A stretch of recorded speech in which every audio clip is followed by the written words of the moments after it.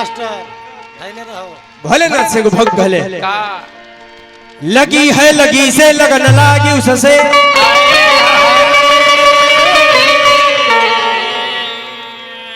जो सारे जहां में लगी है लगाया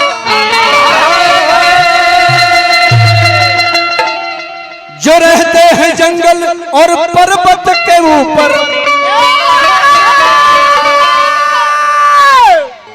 जहां ना पहुंचती इस दुनिया की मां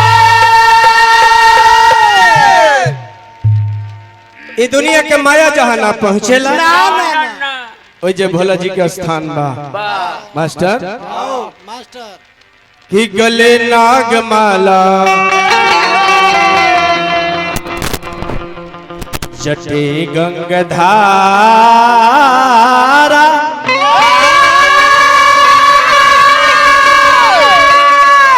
जो सारे ही अंग में है भस्म रमाया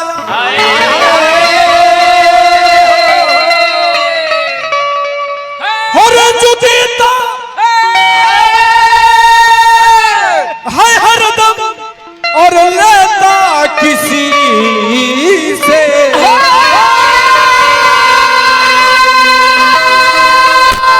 उसी भोलानाथ को मैं मस्तक झुका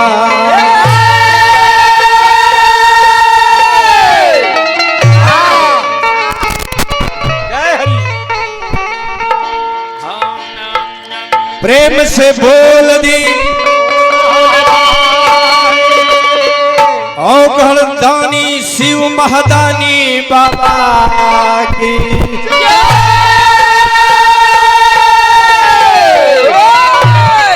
बोल एक दिन मनोजा दिए का दिन मेहनत कर रहे हैं अभी पैसा बहुत गौरा माता बुजुर्ग भाई भोला जी से कहली ये भोलेनाथ बड़ा देह में दर्द होता सबसे ज्यादा कलाई में दर्द हुआ हमरा तू बड़ी एगो काम खराब करावेला जब जब सामान आवेला तब तब ये काम तू करावेला तेरा तनिको दर्द ना बुझाला अरे बड़ा दर्द होला नरमी ई कलाई में हरि बड़ा भोलानाथ से माता गौरा कहली अरे बड़ा दर्द होला नरमी कलाई में हरि भांग के पिसाई में ना बड़ा दर्द बा दया करो इस सामान जब आवेला तो तू ज्यादा खा लो कि बड़ा दर्द होला नरमी कलाई कि बड़ा दर्द होला नरमी कलाई तब भांग के घोटाई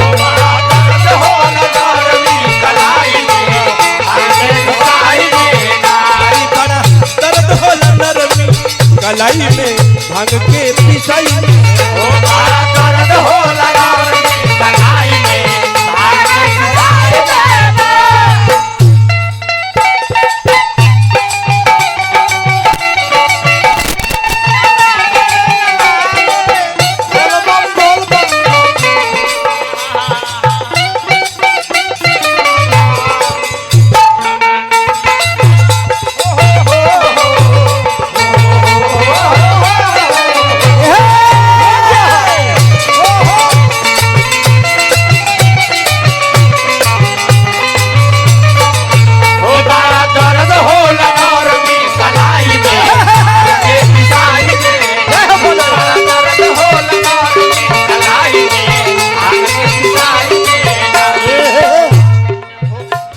आज ले पाठक बाबा कि हम नहीं देखे हैं कबो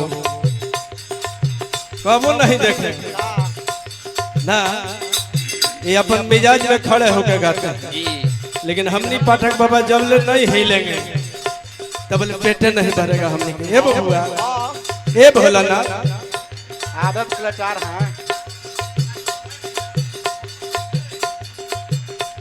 रोज खाल तू भांग। आनंद राय उर्फ बुचुन राय, जल्दी से दांत बैठा ले, भोला बाबा से प्रार्थना करे दियो, तब मुंह का नाव सुघर हो जाएगा बुढ़ारियों में। अरे रोज खाल तू भांग। मेहरारू से लात रोज खाते इतने खातिर। सुरेश मास्टर ए बुचुन भाई मौगी कहले रह रम रोज खाल तू भांग, रोज बढ़ल जाता ना, रोज खाल तू भांग, रोज बढ़ल जाता ना। कम 76 नहीं खे तो मर्दाना जी, देखिए 76 कम नहीं। अरे रोज खाल तू भांग, तोहर बढ़ल जाता माँ। रोज खाल तू भांग, रोज बढ़ल जाता माँ। अरे रोज खाल तू भांग, तोहर बढ़ल जाता माँ। रोज खाल तू भांग, तोहर बढ़ल जाता माँ।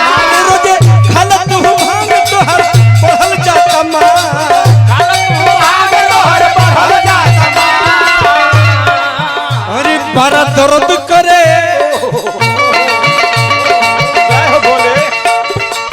अरे दहिया दर्द करे, अरे दहिया दर्द करे लोर हवा।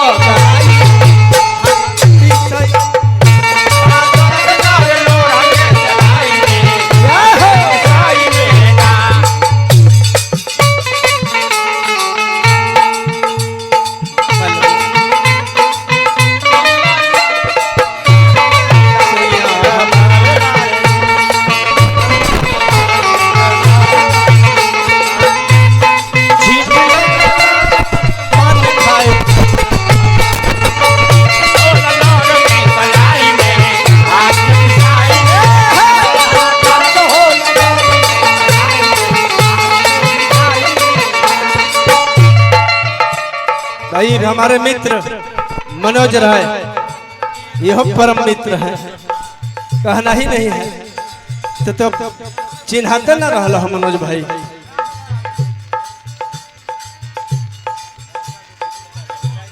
तुरंत अभी टेंशन मत लीजिए, वंदना कम से कम होने दीजिए, एक बाद नया धुन में पहले पाठक बाबा शुरू करेंगे, एक बाद हम आ जाएंगे। आओ नया हे बबुआ और कहली माता पार्वती ये भोलेनाथ।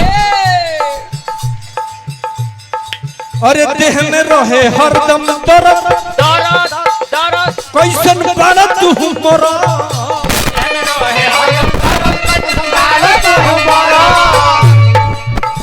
देह में अरे रहे हरदम दर्द, बड़ा और भंगी मोरा।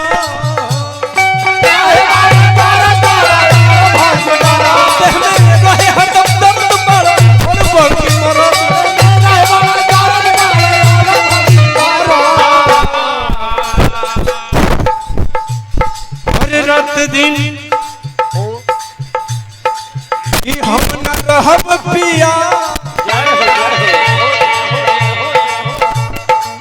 अरे हम न रहब भोला भांग के कुटाई में, भांग के पिसाई में।